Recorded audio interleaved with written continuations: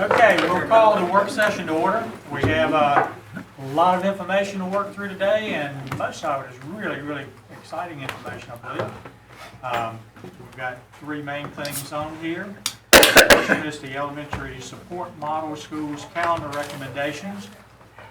Ms. Moore, you going to lead us through that? Yes, sir. Good afternoon. Good afternoon. So we actually started this discussion, I don't know, almost a year ago.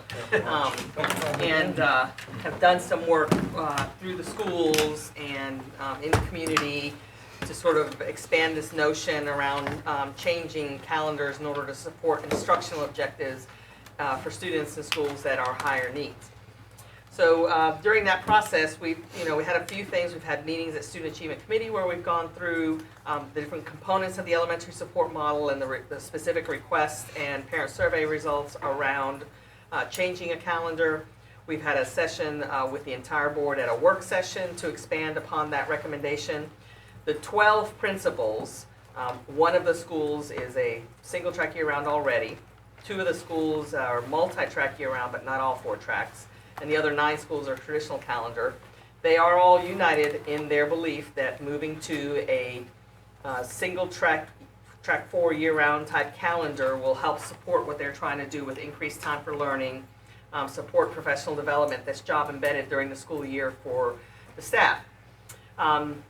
Nevertheless, at the last work session, there were a number of questions that came up about implementation, timing, the calendar that parents actually answered survey questions about being a little different than the calendar that was being recommended, what the programming would look like that would be not just an opportunity for remediation or intervention for those students who needed it, but that would also provide enrichment and front loading for other students so that we were working on all ends of the spectrum with regards to engaging programming that helps students reach their academic goals. So there were a few questions that came up through that, and the board wanted to see a little bit more. And then one piece that we've not covered previously that came up as well that we're bringing some data on today is in addition to the students that are in the school for whom the calendar will change, and the board was clear that they felt that it was important that those students be offered a traditional calendar option if we were changing the calendar to a version of year-round. There was also another piece of data around students who are currently in that school because they've chosen it as a calendar option, or students that are not in that school because they've chosen a different calendar option. And so what does that look like? So we're going to give you some information today and talk again about where we are as a staff and seek board's direction on next steps. So as Ms. Moore stated, the last time that we were together, there were a couple of questions, I think, that you asked that we bring back some information on. And so one of the things that you asked about was, are the identified schools prepared to move forward with a single track calendar? And I think as Ms. Moore stated earlier, they feel they've been having this conversation for a long time with parents and community members. So all of them definitely feel as though they are prepared. They've had discussions centered around siblings. Are there siblings in my school that would need to be aligned at the middle school? There are a few of those issues at the different schools that you've targeted. But overall, the principals feel very strongly that they're prepared and ready to move forward. The other thing that you asked us to look at was a robust summer school program. So we'll share some information with you about our summer school program. And then looking at, as Ms. Moore stated earlier, the calendar option and student assignment changes for 17-18. So we'll look at some of that information as well. So in our last meeting, the schools that you asked us about or that we looked at targeting were Barwell Road, Wilburn, Hodge Road, and then Walnut Creek. And so those are the schools that we want to share information with you about. So if I could interrupt to just remind everybody, we took all the other schools off the table at the last meeting. These are the only ones that are still in consideration for the coming year. Okay. 16, 17. So I talked a little bit about the school preparedness and the parent communication and the sibling information. We've asked Laura to join us today to share some information about student assignment and what is happening with the in and out with the students in these schools. So Okay, thanks. So what you're looking at here is the current base school on the left and the calendar option on the right. Well, these are 2016-17. And I've highlighted in red the schools that will potentially change from a traditional to a year-round, okay? So they can no longer serve as a traditional calendar option in the first chart. So in some cases, like Valentine, the calendars to Lincoln Heights or Fuquay, we could move everybody from Lincoln Heights to Fuquay, or we could name another school, but we will have to make some adjustments here, okay? Then the second chart is basically the same thing. It's a calendar, the base school on the left, and then the calendar options on the right. So if Brentwood becomes a year-round track 4 school, then the base students would no longer calendar to Durant. They would need a traditional calendar option, okay? So these are the schools that need adjustments, okay? And in all of the cases, we can make recommendations. In the Garner area, we're a little bit lacking in traditional calendar options in the Garner area. So we would look ahead possibly to Rogers Lane being an option and a lot of the ESM schools are in that same area, so that would become the traditional calendar option when it opens in 17-18. So these are adjustments we would have to bring forth recommendations to you, okay? And then tagged along to that is students would have to move, or potentially have to move. And these are just some general numbers. These are current students. This is a general idea of what would happen. And for each school, you could have a loss of students or a gain of students or both, okay? And so you can see the net change over there on the right. For a number of them, it's not significant, but for some of them, it's very significant, okay? And then once you make these changes, and this is not unusual, these are the kinds of changes you would make in an enrollment plan, but once you make the changes, then parents would be assigned to their new school, but then they would go through the normal calendar option process if they want to grandfather or if they want to go to the calendar option for their new school, okay? With So- transportation. Well, yeah, if you Under go through the grandfather, normal yeah. process, it all includes transportation, right? If it's a calendar option. It's a calendar option. If it's a grandfathering, they're providing their own. So, I always say in the grand scheme of Wake County Schools, these are not big numbers, but if I'm one of the numbers, then it's big to me, okay? So just wanted you to get a bigger picture of this. Thank you. So that is the student assignment information that we were bringing back to you. And so the additional information that you asked about was centered around summer school and summer school programming. So I've included in your packet a handout that just kind of gives you a brief description of all of the different things that will take place at our schools this summer. It's the second attachment. And so as we look at the information that's there, we have something for every grade level of student at the elementary level to participate in this summer. And so things that are in place at this time are the Early Start program, in which we look at bringing in kindergartners before they start that have been or not been a part of a pre-K experience. So we bring them in early and work with them. In grade 1, we've created These our... would be base assigned students? Yes. Okay. So it's not a search and identify, it's a base assigned group of this particular category of student? I believe that when students come in for kindergarten to enroll, the parents are asked questions about what the students' prior educational experiences are, and that's how we identify students. Okay, so essentially this time of year, we've been identifying which of those enrollees had not had a pre-K experience. Correct. And they are based So then our Title I, first grade Title I summer school program, which has been aligned with Read to Achieve, takes place as well at the first grade level, as well as some ESL sessions that we provide for some of our ESL students as well. And those are specific targeted instruction for students to develop language acquisition skills with the ESL program. And then, of course, you know that our Read to Achieve program has expanded. So this summer, we will have a program in rising second graders, rising third graders, and rising fourth graders. And so we will have our model that we've developed for Read to Achieve, and that will take place in all three of those grade levels.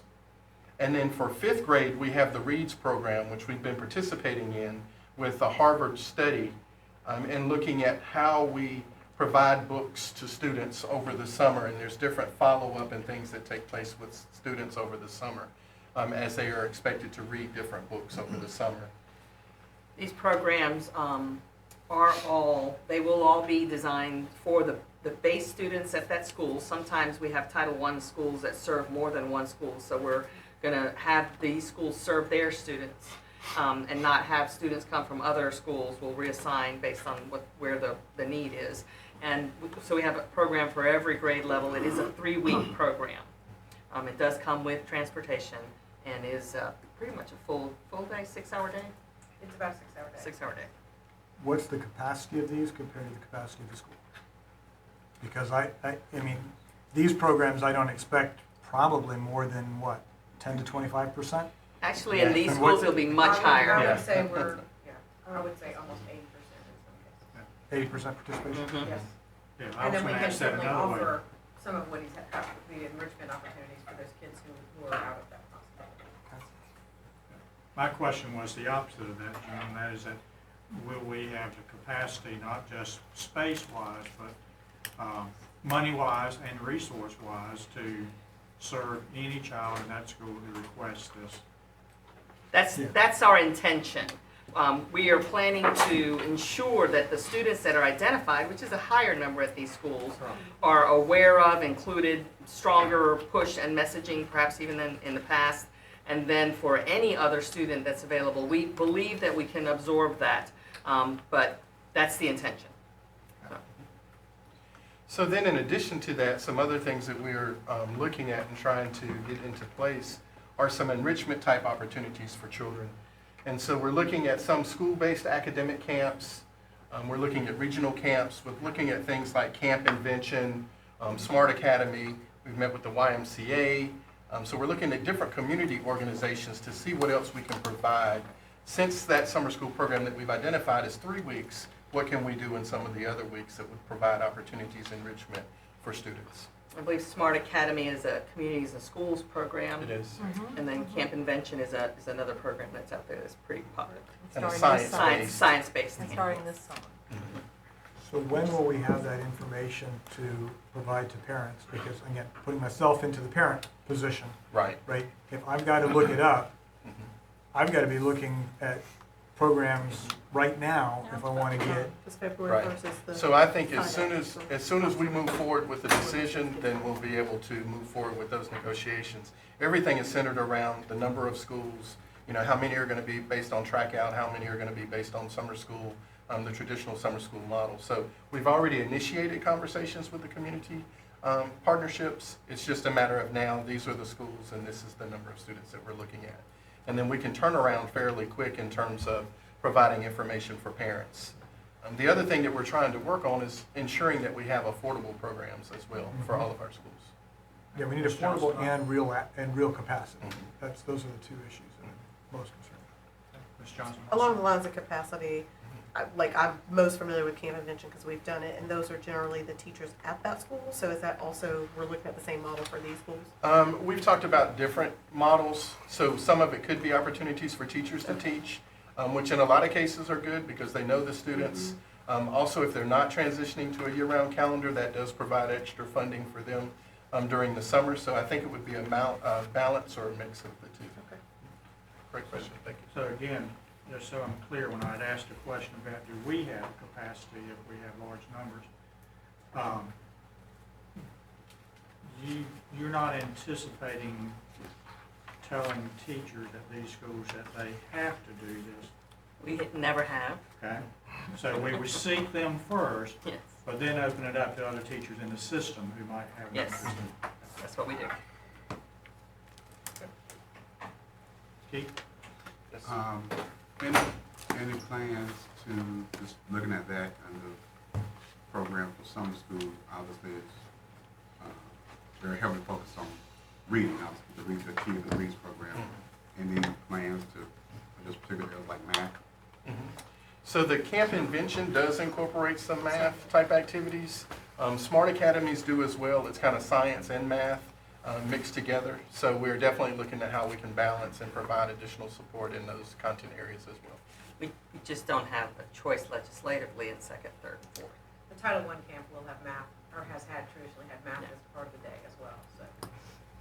And I understand our legislative issues, but tons of research show that you need downtime for real learning. And one of the things that concerns me about all of this, I mean, there's a lot of talk about how the extended day, the more time in the classroom is needed for learning, and I don't believe the data actually shows that. I am very concerned that we're pushing too much of a narrowly scoped idea of what academics is as opposed to what real learning is, particularly when you look at the difference between poverty and non-poverty. You know, just because I'm poor doesn't mean I need to be reading and doing math longer than everybody else. I need exposure to museums, to music, to hiking, to kayaking, and I'm really concerned that we over-push the summer school idea and we don't create life. Well, and I would say that that's not the intent to do that and to ensure that they are having those types of activities. And one of the great things about the Smart Academy is that they build in a lot of those activities. They have summer trips where they take the children to the coast, but they kind of pre-plan and share information with them ahead of time that is academic based, but then they do have the opportunity to travel to the coast and, you know, explore and do different things. So there's downtime that's kind of built in. We just want to be sure that we're providing enough opportunities for the students. And we're cognizant of the balance. And one of the things I think that we've incorporated even in our Title I programs and things like during the day, we ensure that we've built in brain breaks where the kids have some downtime, where they need some time to kind of walk away, pull away, regroup, and then come back and work on a different activity. So we're very aware and try to balance that even in our regular Read to Achieve programs that we're working with in Title I programs. But I definitely understand what you're I saying. keep pushing it. Yeah, that's what I want to ask about, because if I remember when they made a presentation to us, one of several on Read to Achieve, Yeah. I don't remember the details, but I was impressed by the variety and types of activities that they had going Yes. on that made it more of a fun experience, not just Right. hammering them on. Right. Well, and I think the most. And different. Yeah, the most telling sort of comment that came from the children around the Read to Achieve, because they were thematic, high energy, high activity opportunities to engage in learning, and students, you know, and teachers wanted to teach like this all the time, and students wanted to learn like this all the time. So we clearly recognize that value. I'm not even sure we should call this summer school. Our summer school has some negative Connotations. connotations. Yeah, I agree. Right. I was thinking the Right. same thing. Great. Any other Mr. questions? Hill? Yeah, I still have a concern about the buy-in from parents in terms of only one of these four schools had more than 50% return rate, and one was as low as 13%. Right. Now, I know of the surveys that were returned, they all have an exceedingly high percentage of parents say that they're in favor of that and they would keep their children there. But I guess I still need to hear more or be reassured the principals have done a thorough job of working with parents, maybe other than the parents that might have not turned back in the survey, because So let's the framework of the program yeah. looks fine. I don't have Let's- problems with that, it's the buy-in. Yeah, let's hold that thought until we get a little further around what we're recommending that the board consider as an option moving forward. Okay, I just want to put that in the Additional questions? Ready to move on? Okay, Ms. James? So another thing that we've built in and talked about is track out, because now obviously we're going to have two different calendars that we're talking about. And so there were a lot of questions about, you know, what can we do during track out and what can we do not only for enrichment, but what can we do for students to have opportunities to extend their learning. And so some things that we're looking at and what we can do as we make a decision and commit to the schools that will be on that calendar, we can look at extending the learning opportunities at school sites, and we can look at 5 additional days during one track out period. And maybe we look at those 5 additional days for all of the students in the building. we have 10 intercession days that we can have built in. So if there's 4 track outs during the year, then there are different time periods that we can have intercession during track out periods. And so, again, same concept, the same thing that we've talked about for our traditional calendar schools as well. We want to be sure that the programs that we're looking at are aligned, affordable, and enriching.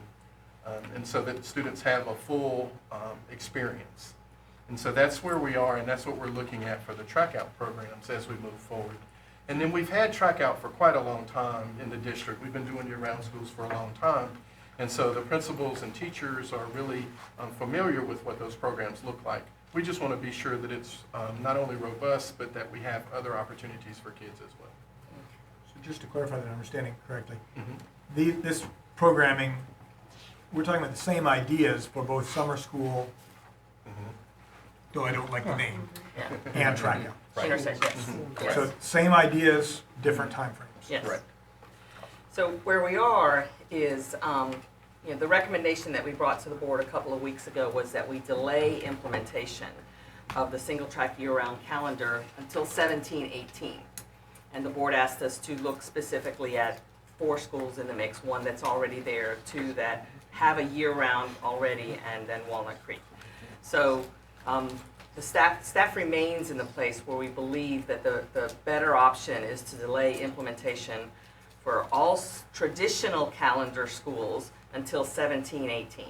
And for the traditional calendar schools, a lot of that has to do with a need and an opportunity to go first back to parents around understanding what the calendar change is. That single track board is a little different than the continuous learning that we were doing. Have an opportunity to regroup and re-message and get that back out there again. An opportunity to also better flesh out what would happen in intercession with the other portion of the recommendation, which would be Hodge Road, that's already a single track 4 calendar. And we think that moving Wilburn and Barwell to single track 4 could be done without the impact that you saw around the numbers of movements and calendar changes, because they're already on a year-round calendar. And then those 3 schools, then we'd have 2 calendars in the elementary support model schools, 1 that's single track 4 for 3 schools, and then the other 9 that remain on traditional.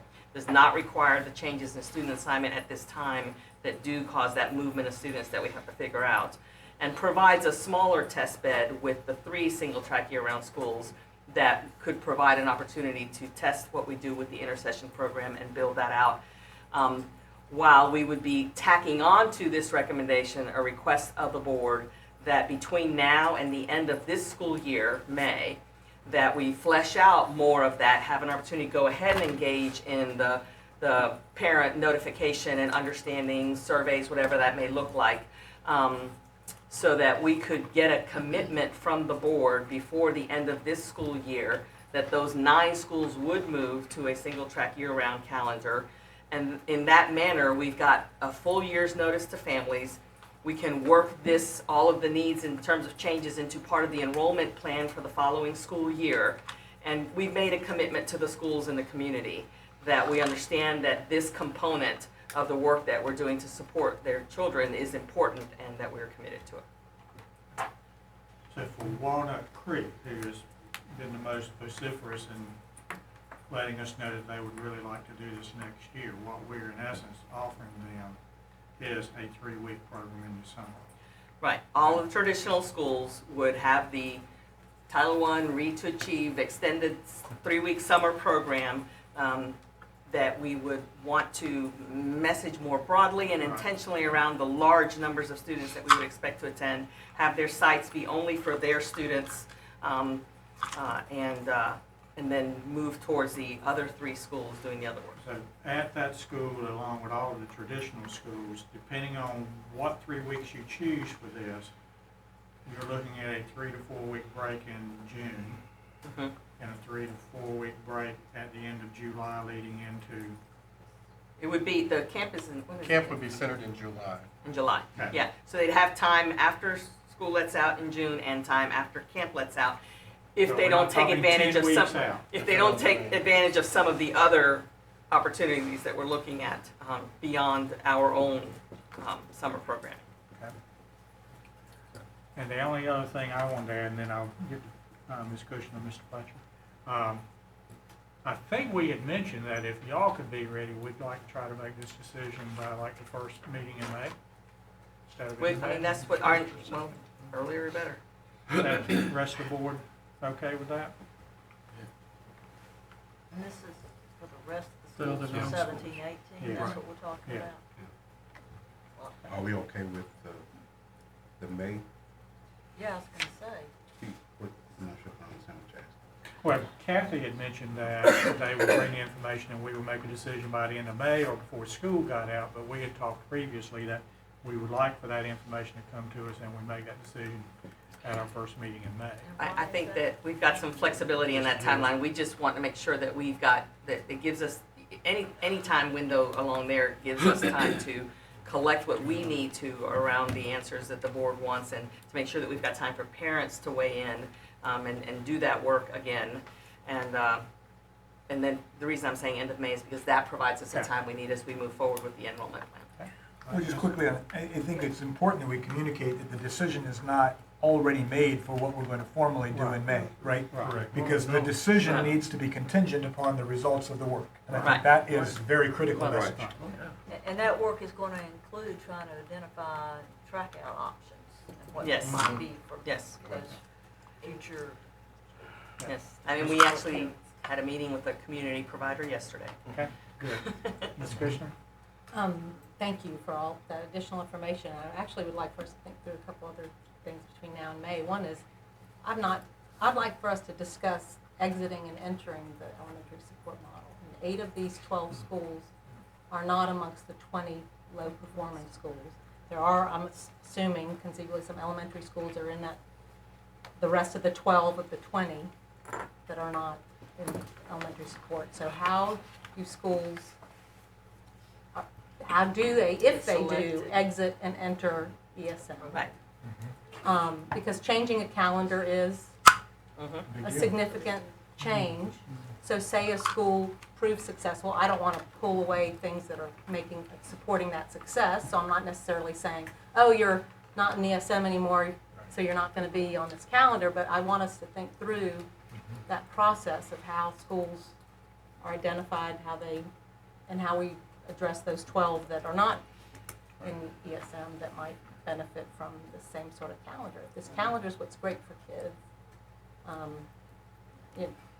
And if it proves successful, but that said, I also want us to look at the summer data that we get on the enrichment that we put into the traditional schools that we're not converting for 16, 17. Yeah, we might find that the traditional is a better option.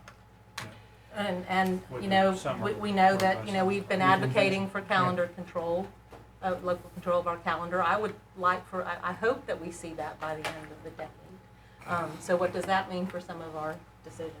But then also to your earlier point, there are 6 schools, it seems to me, that Rogers Lane is going to be a traditional option for. And I'm counting Barwell Road, Timber Drive, which now has 2 of our ESM schools as their traditional option. Creech Road, Smith, Walnut Creek, East Garner are all in that cluster, but there are other traditional schools in and around that. So I appreciated having that extra information. But we have time till May. Okay. And Ms. Evans wanted to clarify. I just want to something. clarify what you were referring to as low-performing schools. Are you talking about according to the state slate? Yes, I'm sorry. Ms. Yes, the Kennedy. 20, And, the group of 20. and would it be, and this is a question for the staff, so would it be the case that some of those schools we might not would have identified, or we might now, maybe it's changing situations, but some of those schools would have met expected growth, just not exceeded it, is that correct? Yes, That is I'm correct. Yes, that's Very very good. correct. Right. So I think Thank you for that that, clarification. and just to extend that a little further, you will recall that the higher need schools that we've identified in the elementary support model rose out of a multiple factors process that is much more broad and inclusive of factors that impact student achievement than just test data. Because the state model only reflects test data. So I believe that our model is a better reflection of the different factors that impact schools. And when we created the model, part of the rationale is that we're looking at a different way of resourcing and meeting the needs of children in schools that are higher needs. And part of that is a commitment to a model that maintains no matter what. Because one of the things you always hear about restart or turnaround type things is, you do something, if they get better, then it goes away. You have fewer high needs kids, they're performing higher, so you lose resources. What we're saying is this is a different way of resourcing schools. And while the focus of how that resource interacts with students may change, where if there's a higher amount that's going towards remediation or intervention, and eventually that's more towards enrichment, it's still about knowing that students in schools that are higher needs have differentiated resources that help meet those needs, so that we're not on this roller coaster of, in some other federal programs, you are designated 1 year, not designated the next year, designated 2 years in a row, not designated the next year. And so that's why we took a broader look at what are the factors that impact schools, and then what's a resourcing programming model that helps meet those needs. So, and long term, I would also say that we don't necessarily keep all those schools together in a cohort if you prove the model, but rather build the capacity to support those schools wherever they are in the district. I think it's really important we got to know in and out, particularly for calendar issues. Right. Mr. Fletcher. That's patient waiting. The year-round conversion would be to track 4. Yes, So the 1 kids would move to track 4. correct. Okay. Do we know whether those are double-loaded or single-loaded tracks? I suspect they're double-loaded if they're only 2 tracks in the building. Well, I'm not sure that But I they don't are. know. Yeah. I know that Wilburn is very small, and Wilburn. Wilburn used to be like 100 and 1,000% of capacity. I mean, I think 10 years Wilburn. ago. Yeah, I think Wilburn as a single track, would be close to 100% capacity. I'm not sure. Yes, Okay. they'll be fine. Barwell will be a little tight, but Okay, they'll all be right. fine too. Second question, and maybe the answer is out here and I've just forgotten it or didn't hear it. We've walked away from the continuous learning calendar because Well, there was concern that it was yet another calendar that didn't match any of the other calendars really well. I mean, it was very close to a calendar that a few of our schools had, but it was still different from that calendar, and that the transitions to families with students in middle school or high school, with it being a different calendar, and siblings that might be across grade levels, that there was a lesser impact in terms of families to use an established calendar. And there was also the question of, if we went to a CLC, would those families have a year-round calendar Right. option and a traditional calendar option? And track 4 was preferred over the existing modified calendar because. Well, the existing modified calendar is not allowed by law to be expanded to any additional Oh, you mean the schools. legislature decided whether we could use that or not? I'm shocked. Yeah. Go figure. Mr. Sutton. So of the 4 schools that we're talking about, Wilburn, Hodge, Walnut Creek, Barwell Road, Just, 3 of those I'm glad 4, it's so smart. 3 of those 4 sit in my district, and the other sits right on the border of my district. So I'm a little, I guess, disappointed not to include Walnut Creek in the decision. And my thought about it, as I hear us talk about sort of then going to May and moving the other 9, and I think Ms. Kushner said, we would, that the calendar was good for students.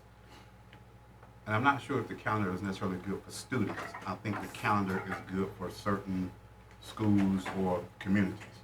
And so when I say that, I mean that I want us to be careful that we don't get into a situation where we're sort of a one-size-fits-all. Because I don't know that the continuous learning calendar, what have you, might be a good fit for all 12. It may not be. I think in this situation, it'll be certain schools, certain communities, certain principals, certain leaders will make this work if given the opportunity to do it. And I think what we saw in Walnut Creek was a willingness by the Walnut Creek community, the Walnut Creek faculty, the Walnut Creek leadership to say, we want this because we will make this happen. We want to see this happen. And so because of that, I'm disappointed to not, or feel sort of torn to not grant them that opportunity and have to say to them, in spite of your will and desire to make this happen, you know, we're telling you no. Because I think, and I mentioned the point about them all being in my district, that I think even as part of this cohort of 12, but also as a cohort of 4 schools that all are in a very similar demographic area, similar families, similar students, I think that piece too would help them sort of make this work. So I'll support it along as we go, because I support the idea of the elementary support model and what we're trying to do. But I am, like I said, a little disappointed to leave, and I understand the challenges as in moving that traditional to a year-round, the challenges that come with that. But again, I think the will of that community, the will of the school, partnered with these other 3 schools, I think that's one that again we could make it go, because I think it's again more about a school and a community will than trying to again force. And I say force because I don't know how the other 9 feel, because again I caution us to think that again a one size fits all. So I do support the model. I support the continuous learning calendar. I would even question, is it a good fit for all 12? Because it may or may not be. I always had that same point for a long time, and to me it's always strong when you got school leadership, school staff, representatives from the community coming to us and saying we're together on this. What swayed me to what y'all are recommending is that we can't go back and create a year-round calendar for them for school year 2015-2016. It's over. So in essence, what we're doing is giving them the option of an additional 3 weeks of school for school year 2015-2016. So to me, it's the best of both worlds in that you're getting the options of doing this. You're doing away with that long break in the summer, and that's why I was asking about when do you anticipate this falling, because it's that long break that people seem to be the most concerned about, and rightfully so. But you have shortened that to where the breaks for summer are not much different than a break in a year-round calendar. And although a large number of the parents expressed support for this, I'm not sure all of them would have supported it. So at this point in time, they've still got a choice to make as far as whether they're going to attend summer school or not. And I'm real interested in, Dr. Martin, what you keep bringing up is that I don't think we'll have the data before we have to make a choice, but is that an academic success plan that would be equally successful as going to the single track year-round? I don't know, because there's a lot of research that, and some with our Reading to Achieve program this past year that really supported that type of model. So although I regret that at this point I can't support the Walnut Creek community in asking for this, I'm comfortable that they've got a very good option here that hopefully, and I believe, will meet the needs of their kids.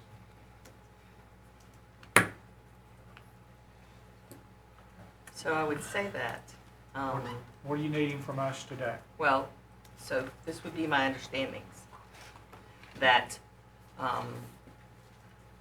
the staff recommendation that the 9 currently traditional calendar schools remain traditional calendar for 16-17, with the understanding that staff will bring back some additional information to the board prior to the end of May, and in that interim, work will occur at each of those 9 schools to reorient parents again, try to get additional data around single track 4, not continuous learning calendar, and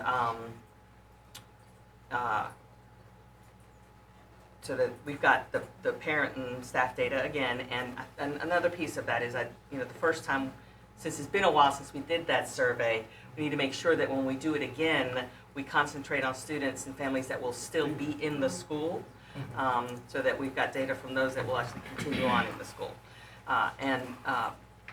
Then in addition, bring back some options around what calendar options would look like and the messaging that would have to go to families around that. Whether it's if you want additional details on the summer programming, we can work on some of that and how we're messaging, because we'll have those messages and examples by that point in time. And then the community partners and the prep work that will have to occur in the next few months after this school year with both the enrollment plan and community partners around what intercession care and options look like for families. And then, so that's those 9. And then we have the other 3, which Hajra is already single track 4 year round. And the recommendation from staff that we go ahead and move Wilburn and Barwell to a single track year round 4 for next year. There are a few sibling things that'll have to be handled, particularly with Wilburn, who have siblings at Durant. And we'll have to work through that for the calendar alignment there. And that those schools will implement an intercession program next year, and will serve as a test bed and model for us to prove what it is that we're trying to do during intercession. And those schools are going to have to go back and work with their staffs as well around how they want to use those days and all of that. Which that would require the board, well, it does not require a board vote because we're not changing the calendar. Everybody okay? Okay. Thank you. Yes, and I'm sure I'm speaking for everybody. We would like updates as this is moving along, either student achievement, work session, but as appropriate. Thank you. Thank you all.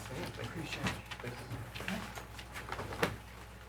Our next area is to gain board member focus for the 2016-17 operating budget.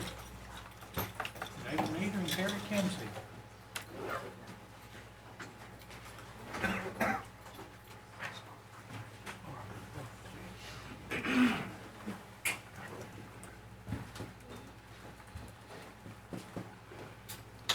Good afternoon, everyone. I'm going to try to keep this moving along. And as I was putting this presentation together, I thought, boy, as I get older, the years just fly by. It seems like we just talked about the budget a few months ago. Then I realized we did talk about the budget just a few months ago, and I felt a little better about the aging process. So what we'd like to do today is give the board members an opportunity to share with staff their respective focus areas as we begin this 2016-17 budget process.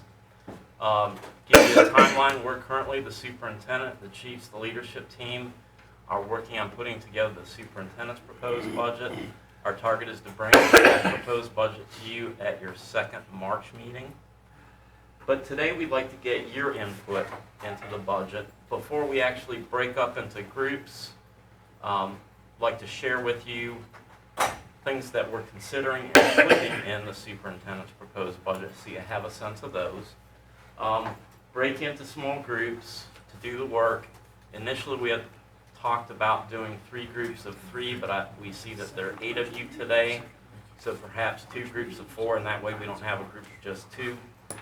And then have the time to report back out. And then we'll have that information both for consideration of the superintendent's proposed budget as well as the board ponders things that they may want to add, change as it comes into the board's hands.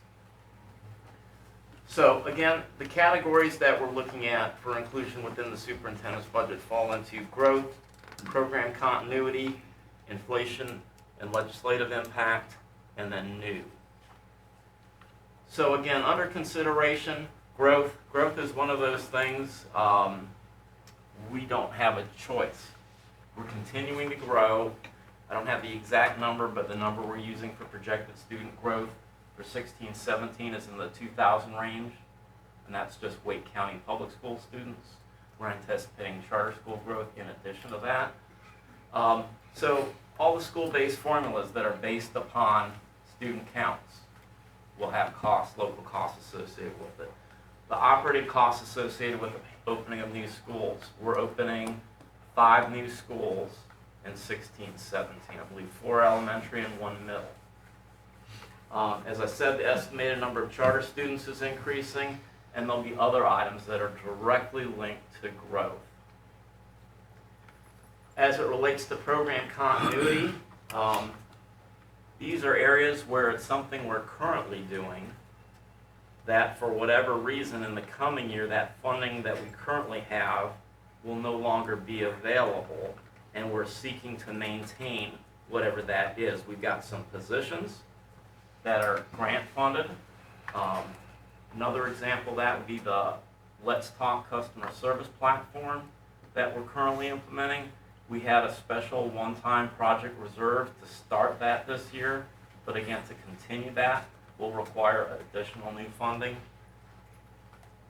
Does that, David, does that include the potential legislative changes around TA allocations and conversions that we may have done in the past? Or do they all go away this year? If you'll pause for 1 minute, we're going to get to that. Oh, okay. Or I will address that on the next slide. Inflation and legislative impact. We're estimating increases in the employer rate of contribution for both healthcare and retirement. We initially had heard the healthcare increase would be, I think it was around 0.4%. My understanding that the board of the state health plan is meeting this Friday, and there is a proposal to have an employer contribution rate increase in the 3.5% range. Including removing spouse benefits? That's and, one of I mean, them. It's a mess. That's a little bit further down the road. And the 70-30, the 80-20 Get rid of going the away. 80-20 one? Yeah. Correct. Well, there's some grandfathering, and then if I recall correctly, looking out to 18 and 19, the employer rate increases jumping up in the 8-9% a year range. So, significant impact there. And I recall seeing there was a 37% increase if it all gets passed on to the individual. So, I mean, we're talking serious business that will impact retention, recruitment. I think the and the whole 80-20 works. language was in a category of retiree. I didn't hear it, I didn't hear the context being an employee, active employee. No, it's, It's both. here- Is it both. both? Oh, yeah. Okay, all right. take it down to 2 options, one high-priced Okay. option and one 70/30. Well, all right. Yeah. So we are going to be including in the superintendent's proposed budget estimated state legislative salary increases, of which there'll be a local impact. We're looking at other rate increases beyond what I've just mentioned. And Mr. Fletcher, back to your point, we know that there is currently legislation that will increase funding for teachers by reducing class size. That doesn't specifically speak to the changes made in the current year that will continue next year likely as it relates to teaching assistants and the inability to convert, but this will have an impact on local funding as well. What is the 0 there? Teacher reduction of class size by 1 in first grade? That is a typo. Okay, all right, It's so, a smiley face. so, It's a screen, actually. I like the screen better. the allocation of personnel is increased by that number. 1/24th additional, or 1/21st additional teachers. Yes, for all intents and purposes, At first although grade. our internal first grade, formulas just are a at little first bit grade. different than the state. I understand that, but from the But allocation yes. standpoint, okay, all right. I wonder what that means in terms of space. Well, I think Required. that we discussed that I think the impact was about 150, 140, 150 teaching positions. Which would be, in District-wide. theory, Spaces. 140 classrooms. Spaces, classrooms.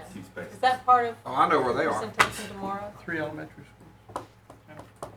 I do not believe More that. than that. I think Suspended it from the needs to be ceiling. part of 2.5. it. We need Skyhooks. Well, they're first graders. Yeah, that's what they're like. Okay, and then I'll write that down. the last category, the primary thing we want is to give you the time to give us input. Items under consideration for the And we're eating superintendent's our time. proposed budget in the new area include the redesign of the East Wake High School, a third-year phase-in of instructional technology facilitators, the Flexible Academy alternative learning environment, magnet schools and theme alignment, the second-year phase-in of revisions to the extra duty schedule, looking at, again, another year of revisions to the teacher salary supplement schedule, improved support for the arts, things that are directly aligned with the district's strategic plan implementation, and changes to our intranet. That's our internal-facing internet, if you will. We believe we can get much more leverage out of that as a tool for staff.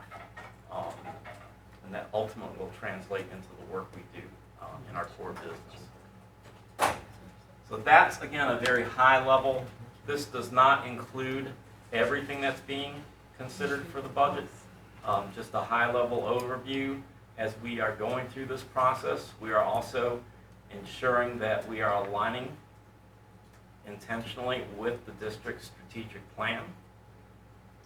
And with that, are there any questions before we start to break up? Mr. Well, Fletcher? I was, you may not be able to or choose to. The district strategic plan implementation, the things that wouldn't be part of, I mean, what would that entail beyond what people's primary work function is? I'm trying It to would be understand the primarily budget that. impact. It would be primarily that. That was put there just to put focus on it. Okay, absolutely. It's all got to align somehow. And the focus, again, as you say, it goes back to all these things. And whether it's new programming that's in alignment with that, human capital initiatives that are in alignment with that. Okay. But I guess as we see departments that may have submitted something in support of the strategic plan, we've been pushing back and saying, and what have you redefined? What have you redirected? How have you changed your current spending first before we need to be considering new? And that's cultural. It is. And I'm being kind. But at any rate, It's a shift. so we are in that right now. A lot of tension in that. Sure, sure. Maybe I'm just Who not moved by seeing. cheese? Where's budget support for our ESM model, and particularly the more robust summer programs and the potential intercession things at 3 schools for next year? So we're currently working on providing that through existing funding that we have available in the district. Redirecting? Yeah, we did talk about whether or not there would be a need for a budget case particularly to that, but we're holding off of that because we believe that there's enough redirection and repurposing that can be done in order to take care of that. We'll see. And while I think additional money is warranted for our ESMs, I don't think we've well enough proven what we've applied to it first. And so, a little reluctant at this point. I can appreciate that. Okay, so what we would like to ask, if you could break up into 2 groups of 4. Kathy and Marvin are going to facilitate the 2 groups, and then Terry, Mark, and myself will be able to float between the groups, answer questions, provide additional information. And we'd like to take 30 minutes or so for you to write down your focus areas and then have a reporting done when we get done. Creeping in right there. Thank you.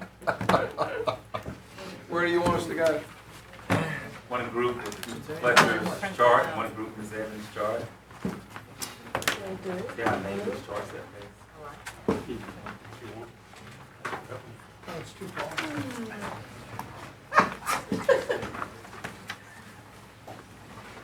Hey, Kathy, Maybe break 1 through 2. When the conversations, Can't. Yeah, let's do that. Okay.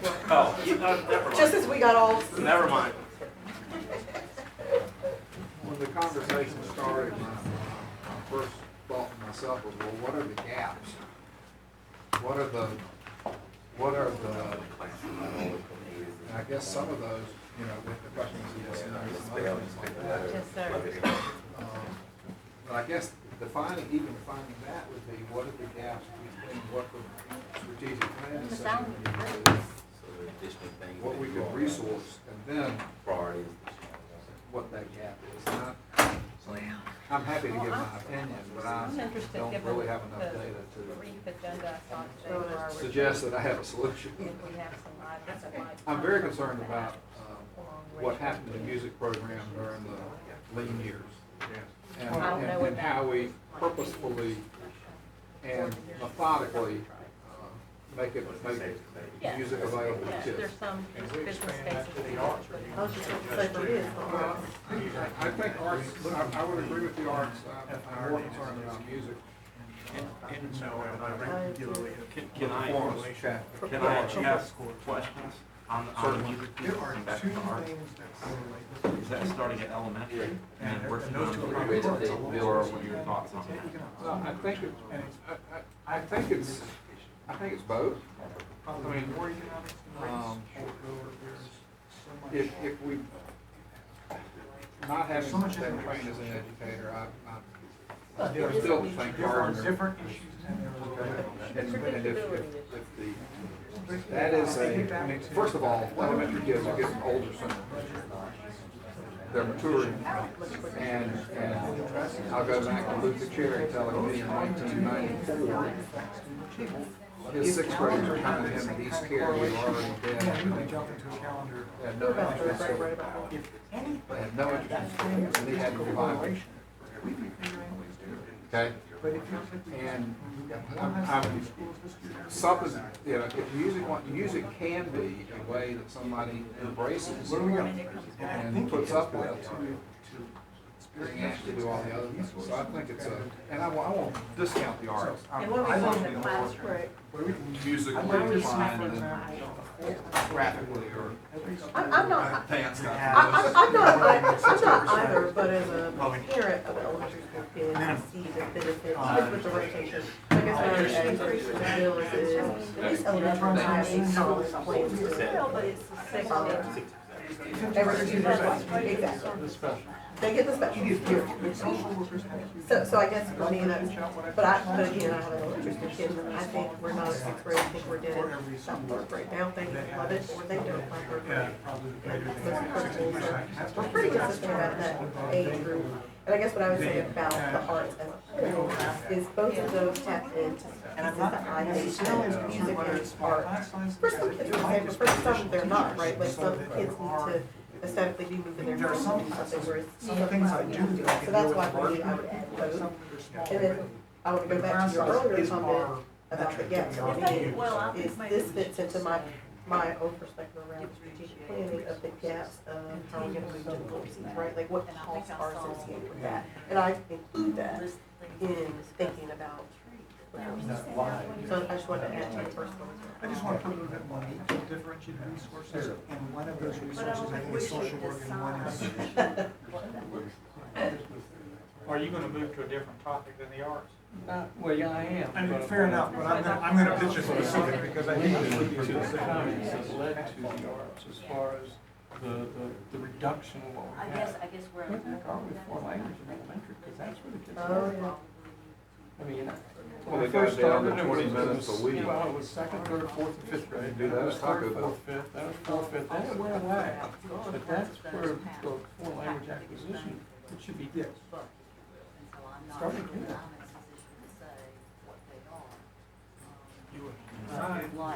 My concern, I think, fits in. There's no one. I know they were making motions. Have we communicated to principals the minimum expectations of, I'm gonna say electives, but that gives a connotation that they're not as valuable, so I hate to use that word. But the extras, rather, as foreign language, visual and performing arts. And my understanding, and I could be wrong, And maybe things that are already on the list that we should got, The Flex Academy alternative band, we're talking about two different things. then there were One some was more the things that alternative I learning had to to take deal out with of academic. keeping kids from being suspended, keeping them engaged All in that at some education. point. And the other was more the Flex, which is something Extras like left over to help the schools. prefer non, whether we drop some integrated virtual versus not.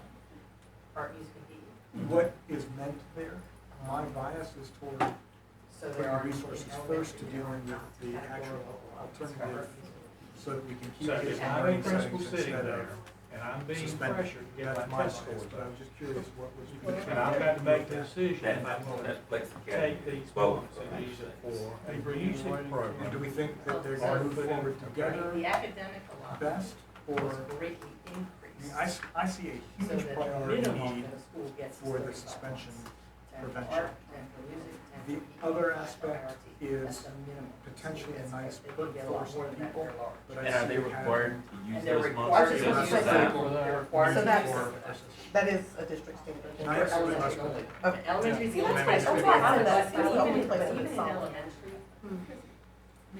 I think as schools have gotten larger, what you have found is instead of Both a about second art, second music, addressing second, the needs for, you and that's have why one it's to that art every second. We're separate. Right? And so, We I mean, might that put a change choice started back hearing in that in choice the last school. few weeks as I've dug into this a little more. So I started to email, because I We was need like, to what do was that. that? We need to do a little revisiting. Skinny. We need to do a revisit of that. And so I'm hearing frequency, whether it's frequency and how often or the duration. Maybe for the arts, but the foreign languages is in That there. alternative It's learning something. for suspended students is. So the other thing I would say, back to elementary, just because that's what I'm living, is what you revisit, like, we're on a 7-day rotation, but then we're also in a school where we have arts But and we gotta residence. emphasize choice with purpose. Several months. Because Correct. we know that So, choice so I with guess, choice that's why is I was take trying to care figure of out me. what the That's standard where I'm was cautious versus about what this schools Flex need. I don't want this to be a perk Yeah. where they Well, of course, select when I go to the school, it has tennis a team lot and of- travel the world, Right. So that's, when So, we need to deal with kids. we've That's played, why I'm asking we have about played around standards. with this Yes, one. sir. Thank you. Big ticket I know, and I knew the teacher. item. Well, And, Thank you. and just like it is in middle school, we have a foreign language teacher in every middle So school. then, can you just talk about, in the softball? But that doesn't mean that every single kid in middle school has access to the foreign language. Right. Right? It is One hard. teacher. I know. You got 6 tiers. I'm sure the demand is greater than discussion what about we how do, we but might it's better than what we reformulate have. or And it's still part of the rotation and choice, because if you've got. We got a I took the spreadsheet and added to it. So we, on average, So. we have 345 points. Do we still have elementary schools who are having to use their media coordinator or art teacher or No, it's not. some type of? The average is, I took the number of teachers divided by the From time. a few years ago, that was a big issue. Yes. So on average, we have 345.6 students per teacher. So in both of those In middle cases. school, if we assume 6 classes per day, that's 57.6 students. That's our average right now. Our worst is 84.6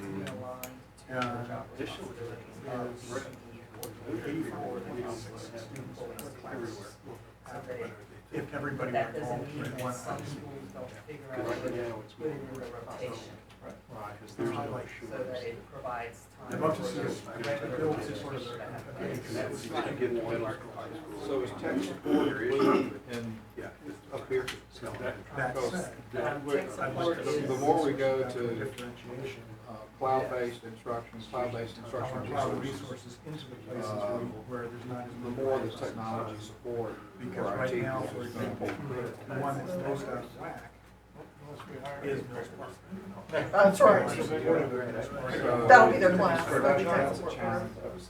I would rather pour resources into a curriculum that have families one device per don't three have students. five. So we've got that, and there's a question I've got now too, again, they're always, because I'm tired going into school, seeing those Correct. 11 CRT stories. Yeah. So we're getting a lot of we should hopefully before the end of this school year, complete the next phase of rollout to schools. Capture one of their resource arsenal.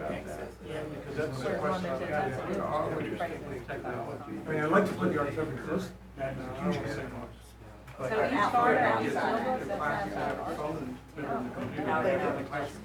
So how, And I think we've got it working on Yeah, just one, okay. as well as the general section.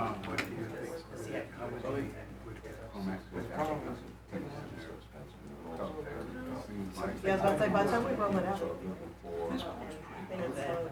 Silver bullet, something, when there are a lot of things that we already know that works, but we're not putting enough resources behind some of those things. For example, I understand part about strategic planning. So if you think about strat planning and human capital, Seems to be bandwidth you talked about speed. recruiting, I mean, if you've got attention. 2,000 students in a high school and only 100 of them can really get on at one Yeah. time because They they're need to teachers go off. Leaders, What are we we doing? still have a teaching force that Our current we had information in our feet 2 years ago. should get all of our Teaching schools force is, what, 86% or 20-something percent, white female. But the How we problem go about is trying to we recruit build it for a one-to-one and teachers. you got kids walking around. That And reflects teachers your with multiple devices. I walk in and take 3 iPads. That's what I was about to say. Me too, teacher Bill. preparation, how we We prepare haven't talked teachers about much for. lately. What about alternative How many programs schools for like our kids that are ESM not making it in schools, regular school? we don't have I mean, we've always talked not about, had it. gaps. We said we have high suspension a rates. number of We've got schools that suspended. are turnaround schools, if you will, so I don't know that we have. The next question The would experience. come in, if we wanted to look at to be students not at grade so level, how do we make sure students that at risk teachers, of not principals are graduating, prepared? they're, the applied operator principle, you're looking at ESL, special education, and kids in Part poverty. of that model, but I'm Okay, not saying we so don't need to focus Or on is it. what we're doing in other programmatic areas Part of sufficient that, making sure that, to deal with and the, again, research shows every challenges that student those students has a bring? good teacher.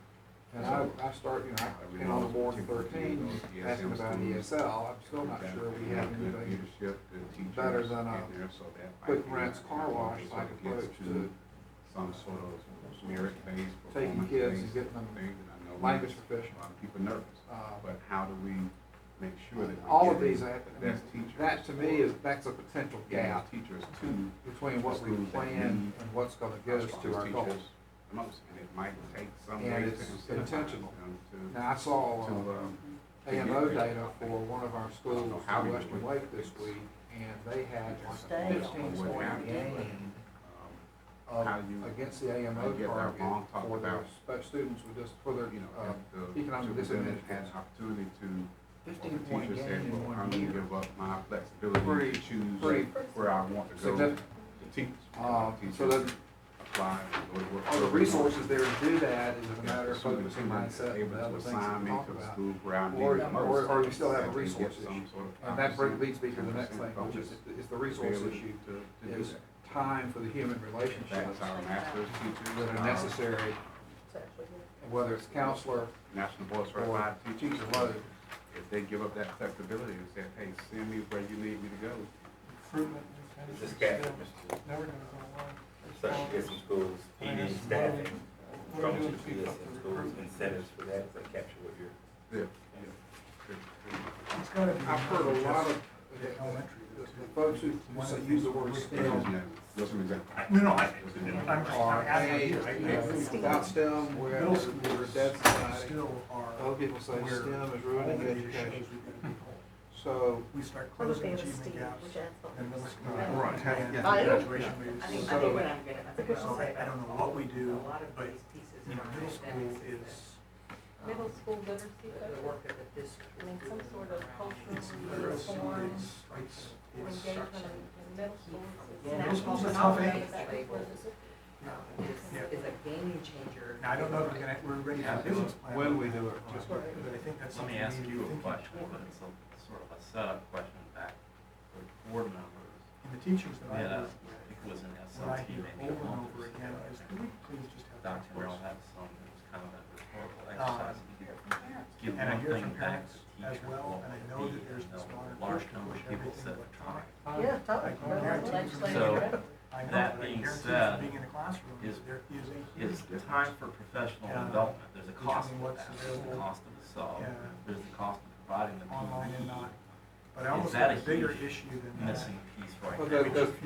there's also the opportunity to just quit doing My some things. observation is almost more important than your. Just quit doing what? Some things. Is to know. the Take some resources things off the teacher's plate. Oh, Teachers, I And know, we've done buy a that lot of with, supplies. with Get reducing into a some of this classroom, it's not- mid-year testing. It's really hard to And, teach. in and all of a sudden there was this hue and cry, we want case We do 21. need to think about That was not. the personal salary bonus, but So, to an under-resourced the- school, teachers I mean, I would think need that's critical. a flex account to buy And supplies how- for their classroom. How do you build a In our- relationship in with our, someone if you don't have time to Materials spend today time? is, you know, the donations, there's $22,000. Yeah, which again, just still keeps taking me back, you know, My to the perspective. four Cs. It's gonna require time and relationship to do And I those. would wonder if And then I not think each each of those groups, would have the level of but one of the things that rings true that he My keeps saying to me about an hour, I think. STEM teachers are, where do we also build? And it's a private donation, As a but partner again, with so Human supplies. Capital, with the experience that they bring, especially those who solely come to us from a STEM focus, for the creativity to get us to those Cs. Like, most of it's still time, but I guess it's one of the things that he keeps saying. and I don't- Well, and I don't know. We need to How do we brainstorm as build to all what of support in the middle school. Is it the literacy? expertise that Is exists that it we don't know in our curriculum, just general curriculum? Is it social services? Is it? what do you mean by STEM How we focus? impact In terms of Well, lateral- we've just really Impact just, the no, classroom. we've just really been, But some of Jim's that. mostly needs social consistent conversations about chemistry teachers, but, you know, it's a lot I'm of stuff. guessing it's probably most Yeah. sensitive, Leave but, that staff refine. in our school buildings that already come with some expertise to start moving us along this relationship I mean, continuum. arts, electives. When do Middle we school build is it when you to begin to develop the idea actually that you build want to what have we a have national that exist function. in those buildings? Why do we do have a program to help develop the young adult program? The time we That's go so in much to support 3 years ago now, it seems, once a month on Wednesday, or whatever it was, and the research shows that PLCs, PLPs are more effective if they take place during school. All the Well, research that's- says that work group. I All wasn't circles gonna, does that. so we're like, I wasn't gonna take us away from Wednesday, but that's actually my point. When does that? I wouldn't. We haven't built the time in, and if Right. we did right now, we As could a pop up. underpaid Oh, yeah. Unless what we have you- do something like. I guess for me, it's important to put it up there for me, that's. a tough See, I'm environment. not gonna put that I on don't the know board. that No. having a nice set of Bunsen burners and Do your high grade alternating colors mean beacons something? testing is Split box. much of an incentive for me to want to go to. I'm not saying we do I'm something they are. blacking for the next one, then, I'm saying to I a threw it out teacher, there a second what ago. if, right, Wake Ed Partnership gives nice. I mean, I've heard of from 3 or 4 $1,000 students who are teaching to a away teacher in the to last do month something. or leaving. That's Now, ridiculous. they have. Leaving to teach somewhere else? Yes. And Out of state. 2 of them are leaving out of state. Even $1,000 per school. If you go back, That's that's well one. $1,000 Yeah, per there's teacher. one, so it's gonna be. But if you, as teachers that I've worked with, including, if you had a I talked to a principal last week who's had a $2,000 sub since day one, and that would be at least as competitive as there's just, an extra and the salary. science and maths are gonna get harder and There. harder. and I'm That saying is the my salary point. to the individuals is Sounds not like important. human capital. I'm not You saying don't give the space that's to a building appreciate block. that, we're gonna When you lose look the at all rest the of it. math Oh, I and agree. surveys, Because PD personal ties into salary that, is not the time big ties into that. separator Is there for any somebody going into. Evidence in the work condition survey that directs us beyond. I can go back and look at the Athens model. recent one, but yeah, a lot of it's working conditions. I always You thought can that was, retain, we have teachers what I at call quality of well, life in two the school. extremes. We got a lot of Most beginning teachers we who got a lot of come seasoned in know teachers. they're not gonna make a fortune, We're but losing it's teachers quality of as well. life, it's quality of life. In addition to I hope we're getting the word out Just to all our have folks got, that you teach know, I would work speculate some of survey. that is they're gonna do stuff at their school next The week. daycare's expensive in Wake County. I already got If we the can do note something from to Lewis County. support our teachers. It goes live March. You know, we have 11th. clusters of schools, we don't have them at every school. And we can start to get that kind of. Something like that. Well, something that all teachers often talk about. On-site or nearby, or nearby. It's leadership. Oh, heck, And where are we with Particularly leadership for our over in our downtown schools? schools. And there's, there's two phases. It might be an There's interesting opportunity to for partner with teachers NC to State, because this is a topic that comes have up over and leadership over roles, again. but there's also the development of APs and principals. And I have asked for this, I haven't seen it. It bothers me that here we do an awful lot of interim principalship. For our employees and. Well, NC State's So aware where- of the leverage, just turn down. No, we could put them closer to our higher needs schools. And Ways to yeah, incentivize back a teachers couple to of go. years ago, right? Similar to the shop, We asked they have them, a system. we're gonna check with teachers, what can we do to, since you didn't get a pay raise. Right, what what can we can we do? do? And one of the things the NCAA mentioned as one of their top 5 was improve leadership versus management. Right, we do. Oh, So we Which provided the. Your split thought what teachers, you get, and I guess for they me that, provided the like, building, all, absolutely. provided the furniture. And building leadership in the building doesn't mean they're in administration. Right, that's where I work. Yeah. Yeah. If I don't want to blunt and. Oh, yeah. Well, Charlotte had a great program, but they also had a humongous grant bill. Who save Lab money by also. reducing. Yes. Oh, you write that down. Now, I'm gonna jump back up to students with disabilities. What is, okay, Oh, line. our identified number in self-contained That's settings our balance is assessment. down Balance assessment. a little bit over time. I'm confident that is. Well, with data. Mr. Nita, do you want, at what point do you want to? 14 and 15%, we're Maybe now we down could to wrap up 12. in about 5, Yeah. 10 minutes, So and then regroup. those students still are part of our Related to graduation that's the- cohort. Again, working with teachers, So, I would, I mean, there's, I'm going back to one of my middle CMAP schools is not, had only 80 children who were curriculum not writing where and they needed to be. is. And they worked with those kids well enough, to know that 40 of them had academic challenges, and 40 of them were not motivated at all to Do learn. we hire teachers to, And so they developed different strategies to deal do with it. some of it? Okay, so that's causing me to wonder, do we have the resources That should be in a place support to system. deal with those kinds It's not of, the tease curriculum, out see, that's not the curriculum, it's just the. Right. those But kinds of again, things. Yes, let's say for 80, Working with teachers, that I do, right, so the scalability is not. there is a real. Well, I think our ESM schools are gonna have the same way. Is this child have deficits that we haven't met, or is it a different motivational issue, or how do we, is it a kayak ride that lights the fuse, or is it something else? Could be, but there's just a lot of stuff. And again, I work in high school level, I'm sure you have problems with this. Not everybody needs the same thing. Yeah. No, So I hear this regularly from teachers. How do I? But this particular middle school's got 4 counselors. Good materials. The, principals in that redesign. So can I just tell you, no, Yeah. can I just tell you that I had a school who earned the 4th counselor or something, and was like, we didn't wanted to use it for something else, and he said, you can't convert it, you have to use it for that.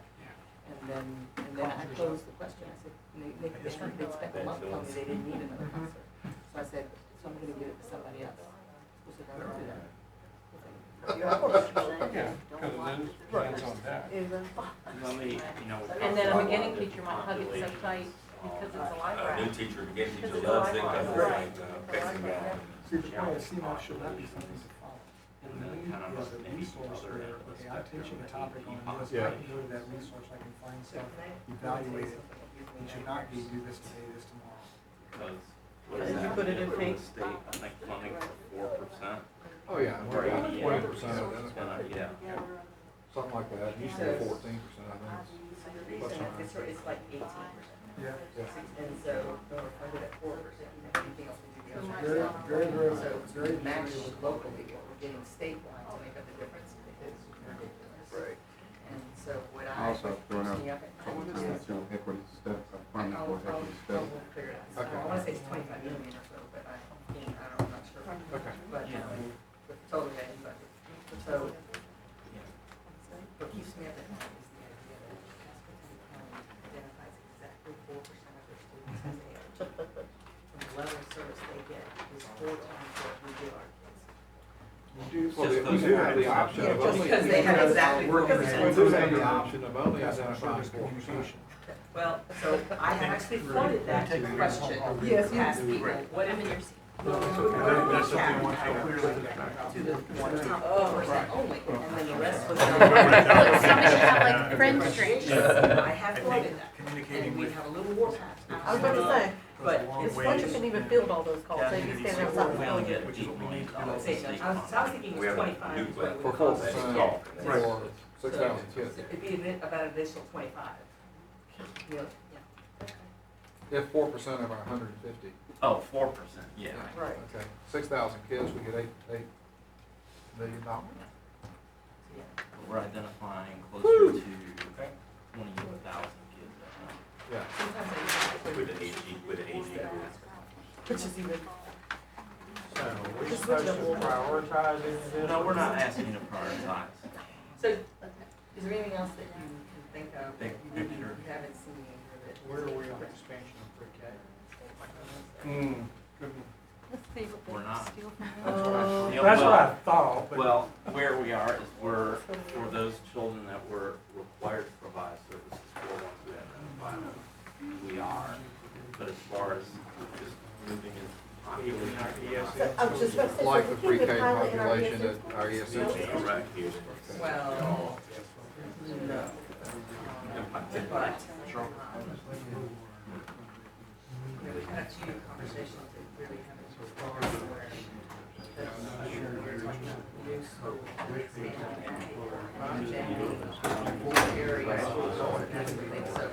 So we, I think we're in agreement with these things are important, and that might be something that we're going to do here. And say, okay, this is what it costs. And I'm sure it's doable for some because of the space.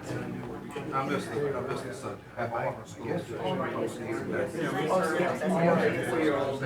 Oh, okay, great, okay. We're not just saying we need more money. We're saying if we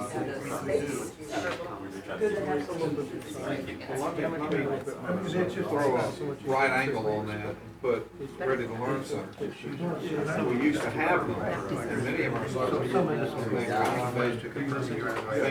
Maybe one or two exceptions, but the space has been converted. But that is an interagency opportunity A little too real. to deal with more holistically the needs of the children and their families. Perhaps with being staffed by folks who don't come out of our community. Yeah, we're just reporting out. They are.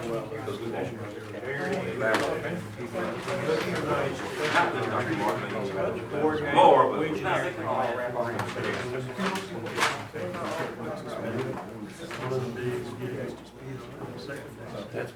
Well, but they're thinking not all of ours. And that's the issue. Yeah. I'm not sure they recognize yet when they say, this isn't out of y'all's budget, but it's out of their budget. There is an issue. Can be. Thank you for responding to all those. I mean, they are. Well, But there's a lot of interest. after half of their budget comes off for schools, half of what's left goes to services. So, There's a lot of interest. That's good, that's better. All right.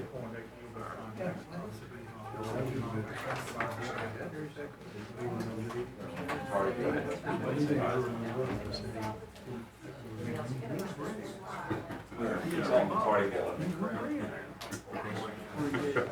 Very engaged. Okay. I'd like to ask you to get back together.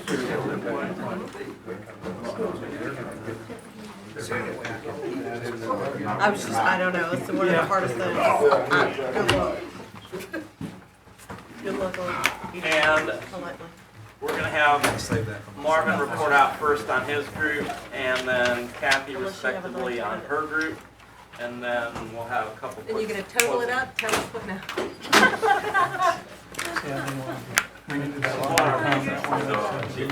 Where's the problem? So group one, which, We can just follow this. we call ourselves the advanced group, we finished first, but, some of the things that the board would like to have emphasis on, should budget allow, would be equity, addressing equity issues in the district, especially those predictability issues that we may be aware of. Full-time social worker in schools that have greater than equal to 60% free and reduced lunch population. Same thing in schools that have greater than 60% free and reduced lunch population. Smaller class size for those schools. Focus on differentiated resources for schools.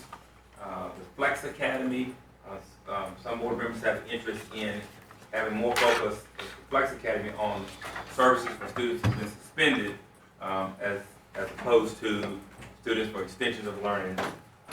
Then more choice models for schools in and around Central Wake County. More opportunities, more different models of schools in Central Wake. Additionally, looking at reformulating the arts formulas for enhancing the arts, but also looking at resourcing arts in schools where access to the arts outside of the district is not as readily available. Students have less opportunity to access the arts outside the district's resources. More resources been applied towards equity, especially some of the efforts that we already know work that are out there, then going ahead and resourcing some of those efforts. One of the examples was given was recruiting more minority teachers, was identified in the strategic plan, and we just put resources towards that effort. The elementary support model schools, ensuring that we look at ways to fund PD in those schools, different staffing models for those schools. Is there a way to ensure that strong teachers go to the elementary support model schools? Are there incentives that could be provided to encourage teachers, strong teachers, to go to those schools or serve those schools? Also looking at the possibility of a middle school emphasis, instead of ESM, MSM, maybe a focus on literacy or social services, wraparound services, more support for middle schools. What are the electives that are needed? What are the arts that are needed? Again, the salaries, incentives for teachers to go to, we call it middle school support model schools. More supplies for the classrooms, especially for teachers, so they don't have to spend their own funds. The possibility of on-site or nearby daycares for our teachers at schools. Ways to reduce the testing and have more of a balanced assessment. Possibly redesigning CMAP or enhancing CMAP. And then possibility of an equity study in the district. And then lastly was ways to improve customer services communication in response to citizens. And the reduction of testing is a cost savings, Mr. Was Nieder. it cost savings? I like that, I like the framing. So I think we had a lot of similar items. We started first by talking about music program that extended to arts programming, and a general sense of a decline during the lean years, I think is how we started. And looking at both what is standard or not standard or expected in elementary, middle, and high, and then how that's resourced. Some common understanding around the importance of music and arts to academics, how it aligns with the 4 Cs, and so how this emphasis in this area, and I know that it's, we did an item on it in student achievement not too long ago, so you know where we are, and so where is that? And again, this notion of, is there a district standard, how often, what is expected, and do we resource it that way? There was then, we were very artsy here. We then went to foreign language. We're all on the right side of the brain. And looking at that in elementary school. A few years back, we made a commitment to middle schools. What would it cost, and should we make a commitment to elementary schools? And I won't say anything about that as a former foreign language teacher. Then there was a couple of items around tech support, and how that is incorporated for instructional staff, for the teachers in the building that are being asked to incorporate technology in their practices based on what student needs are. And then also the tech devices. Those are really separate things. How you build a capacity of staff to appropriately integrate technology? And then do you have the actual devices to do that? And there is actually some information that will come to the board in the form of updates around our tech plan, the CFP dollars, the BYOD pilots, and that sort of thing that will come soon. Then we switched over to alternative programs for students that were at risk. Academically at risk, first we started with things like our subgroups in LEP, SWD, ED that are higher at risk with lower graduation rates and lower achievement rates. And how do we either expand the option of alternative programs for academically at risk kids, and that eventually sort of turned around the conversation a little bit to also the focus that we currently have on improving core instruction through MTSS that when implemented properly reduces the need for some of this because students are being taken care of during core instruction in the regular classroom. Then we started talking about resource issues around time, people, relationships, professional development in order to actually incorporate the 4 Cs. All of that requires time when people are shifting their work. And that led to talking about human capital and the focus on expertise. How do we build the expertise of our staff around whether it's pedagogy or content or whatever the need is and where our gaps are around that, how we support and train existing staff, and then over here in pink, which I didn't use very often, that was around the notion of quality of life and work in what it is that staff is doing and how we are intentionally have work around how we do that as a district. Leadership, and then we talked about leadership development because quality of life and work is dependent on both the leadership that's in the school and the opportunities for leadership that teachers have, whether they stay in the classroom, move out of the classroom, move into a different role, come to central office, become principals. In all of these cases, there are opportunities where the quality of life and work around how you are growing professionally is important. So how is that underlined in the work that we're doing moving forward? And we talked about differentiated resourcing, similar to what Marvin had said, that not all schools need the same things. How do we adjust our allotment, resourcing, attention that is, whether it's tight or loose in schools based on what those needs are? Which started us talking about AIG. We did some work earlier on. We were talking about some of our academically at-risk students. But in terms of our AIG students, we know that there we have a much larger number of identified students than we are actually funded for. So how do we fill those gaps as well? And then the last thing that we talked about was the expansion of pre-K and how we pay attention to that moving forward, knowing that it's a need, again, whether it's targeted or everywhere.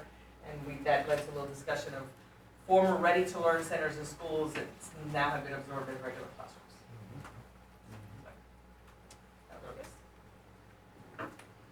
Okay, well, that was our exercise. I want to thank you all very much for taking the time to brainstorm and give us feedback. You'll hear about this again.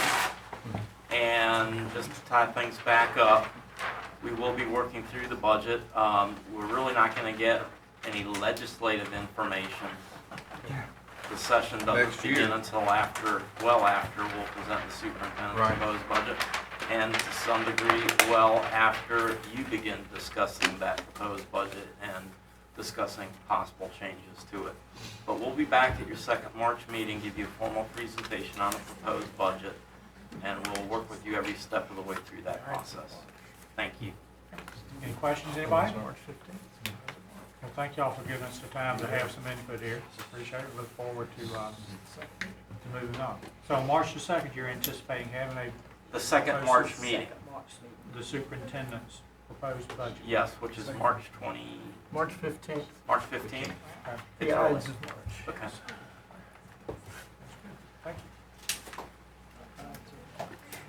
All right. Policy. How can we participate by not coming?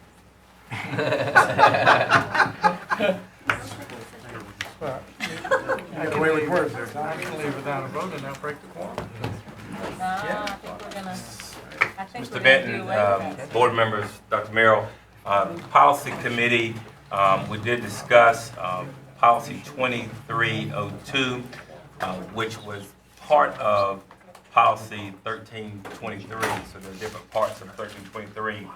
This particular portion addresses remote participation in board meetings. There are two documents attached in your e-boards. One is the proposed policy for remote participation. The other is the current policy 1323 rules of order. And again, this particular policy 2302 is addressing just the remote portion of 1323. And so we want to bring it to work session to have opportunity for the board members to provide some direction and guidance for the policy committee.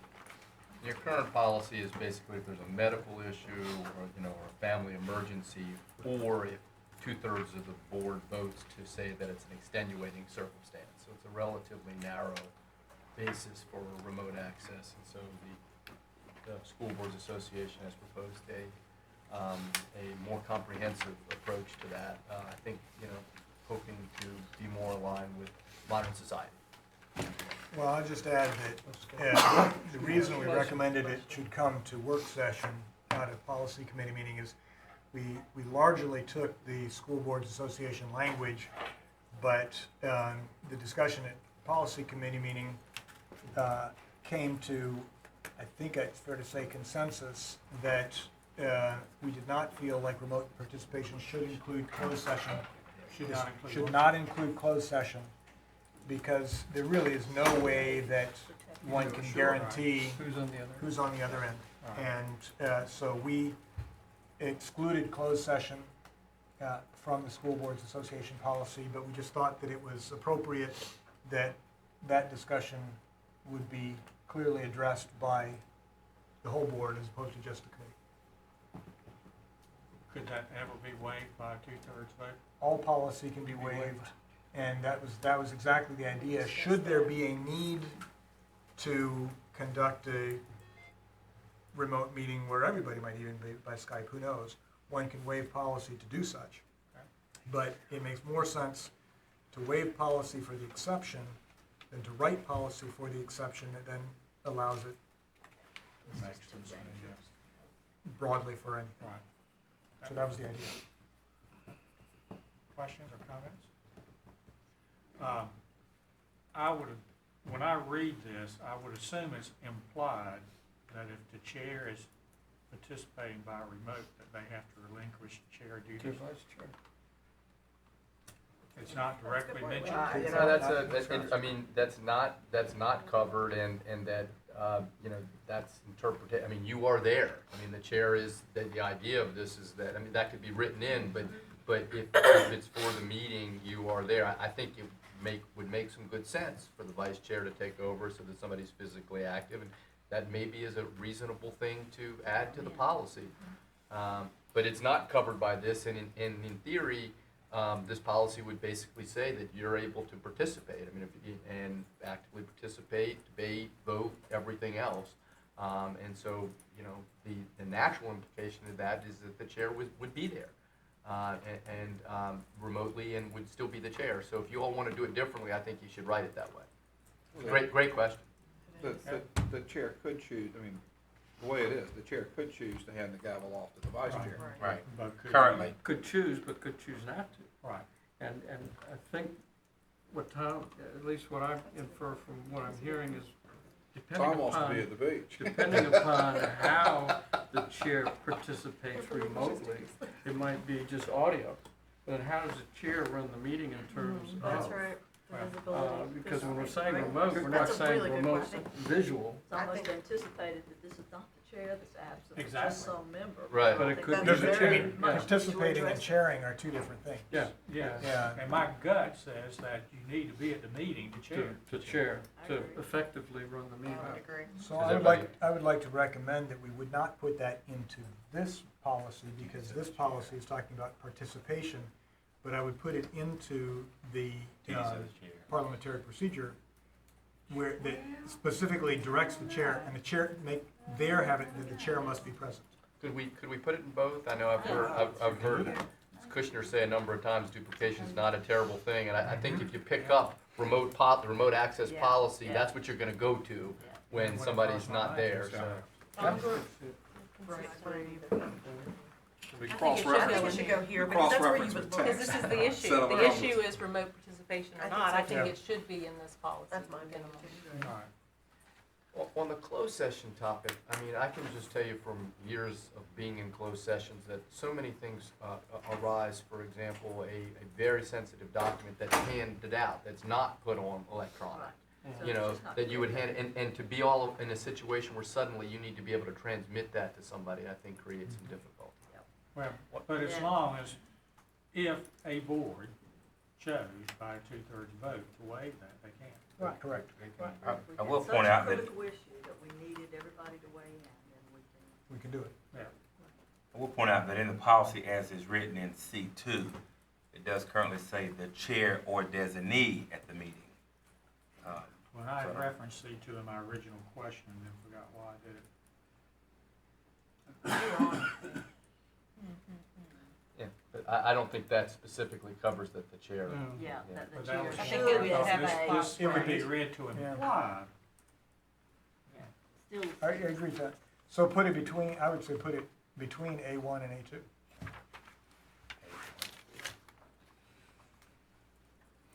Right, because that's where you're authorizing, you're authorizing Yeah. remote participation. The chair may not, some chair statement may that basically the participate, chair, but the not- chair may may participate, participate, but not chair the meeting. But Right. must designate someone else to chair. The chair must be. The chair may physical participate attendance. remotely but not chair the meeting remotely, is that what you're saying? Yeah. The Something chair to that must effect, be right. in physical attendance to, or relinquish. The meeting must be chair chaired duties to by vice. a member of the board physically in attendance. Like the vice chair. That would normally be the vice chair because the chair can't do it. That's, Say what you But if- just said again, Jim? the meeting must be chaired by the vice, by a member of the board, vice chair or member of the board Present. physically present Yeah, I at the agree. meeting. Yeah. I wouldn't say a member, you need to have chair, vice chair, once we have that. Well, if the vice chair weren't For some there, reason would we wasn't have to there cancel the meeting or could someone else be designated to chair the meeting? Yeah, I think somebody else could be designated. I would say, but we can write a line to that. Write the since language we to that did it. effect. But, I mean, in essence, what we're saying is that the chair can participate remotely but can't chair the meeting. Right. So the vice chair would then be in the role of the chair and, you know, otherwise, if the vice chair is not present, it would be the next person that would have to be selected by the board to be the chair for that meeting. Right. And maybe I just missed this. To establish a quorum, you're counting people who are remotely participating. But what if a majority of the board is remotely participating? In other words, you got 3 people there and 6 participating. That's still a quorum. Still a Still a quorum. And that's okay? The idea is that you are there. Of course it is. I mean, you know, that- But is it okay? But, well, I mean, remember, you're allowed 3 a remember, year. you're only allowed 3 years. We can't, you know. it's So not that's a gonna be- scenario that would be tough, Right. I think. It's gonna- Right. You're only gonna be allowed 3 a Three year. if Three you a do- year, so unless we Unless almost the it's a year same or something. meeting, I mean, yeah, Okay. but technically, yes, you still okay. Well, I know by the policy you do, but it's that, But we even talked at policy, say there was, if that remotely participating member constituted the quorum, say there's a technological glitch, that breaks the quorum. You can lose that quorum then. Right. So we would hope that that is never the case, that we need That someone would be- remote in order to make a quorum. and That would not and be I'm- ideal government. Glitch or I disturbance. hate it when I do this, but it's from my days of teaching social studies. So if we had a flu epidemic and we decided to have everybody having a remote, calling in remotely, the Then only it's thing exception. we've done right now, we gotta have somebody chair the meeting. Which that- might be why we don't have that. Again, that's why you can always waive policy, Okay, okay. if you need to, right? That would be an emergency. That's That's a our check. card. Yeah. And that's Yeah, and I just don't And think that's you an need to write all emergency. that in there. Yeah, I was gonna say, we don't want to have to write Chance all of that that. happening. You want to cover the good solid 90% of the cases and then use your good judgment to capture the other 10. For the extenuated Flu. circumstances of a flu epidemic. That's the new virus. Get your flu shot. Write that into policy. All board members must have a It's flu our, shot. I got mine It's early. a You have policy our that you must have a flu shot. We're under it. So Right. what do we need to do with this today, Jonathan? So Before I make any it more went to silly- so let me go back to Dr. Martin on that. Do you feel like that we can at this point just, you wanted to bounce it by the board? Has the policy committee recommended it to go to the full board yet? The policy has signed off on it. The policy committee wanted it to go to the full board to make sure that everybody knew about it and was on board with the closed session, should there be any other issue. My interpretation, we didn't formally vote that way, would be barring objection, it was ready to go for approval. So we'll just make the change about the issue with the chair, and then it will be ready for first reading, and The next meeting. Okay. All right. on consent, probably, in light of the fact that you had this discussion. I would say. Yeah, okay. Sounds good. Any other business before the work session? We are 10 minutes ahead of time. So everybody grab a bite to eat. Whatever. Or we'll- Speaking of bite to eat, this Friday, the Cary Rotary Club is having a chili lunch and dinner. I just happen to have only 10 tickets. Only 10 tickets. They're $8 a piece. And all the proceeds, which will probably approach somewhere near $30,000 by the time we're done, go to different hunger programs. Stop Hunger Now. It's about 60% international through Stop Hunger Now and 40% locally to different food banks. Did you say this Friday? It's this Friday. The tickets are $8 a piece. Take away. Yeah, By the take price away. check or by. If I were to sell 8 tickets in one location, I'd I guess in the absence. deliver it. If the. And where do you pick it up? It's at the Kirk of Kildare, Cary, on Kildare Farm Road.